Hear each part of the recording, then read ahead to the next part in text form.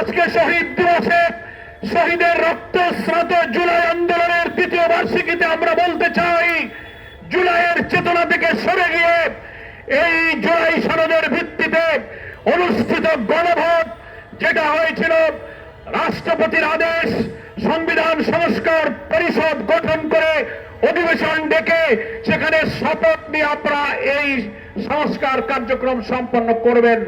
পার্লামেন্টে স্বরাষ্ট্রমন্ত্রী বলছেন এই সংস্কার পরিষদ সংবিধানে নাই, শপথ সংবিধানে নাই, গণভোট সংবিধানে নাই। আপনার লজ্জা করা উচিত।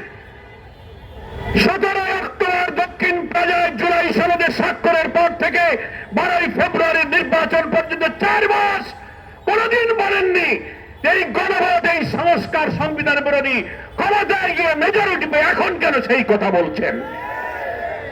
এই প্রশ্নের জবাবে তিনি পার্লামেন্টে বলেছেন, আমরা এতদিন মুখ বুঝেছিলাম এই জন্য বলিনি, যা বলেছেন মেনে নিয়েছি, যদি ইলেকশন না হয়।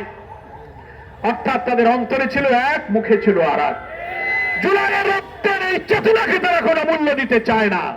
সংবিধানের দোহাই দিবেন না। সংবিধান সংস্কার পরিষদ সবকিছু সব দলকে নিয়ে ঐক্যমত কমিশনের মধ্য দিয়ে সেই সময় অন্তর্বর্তীকালীন সরকারি প্রেসিডেন্সিয়াল অর্ডার আপনারা জারি করেছিলেন।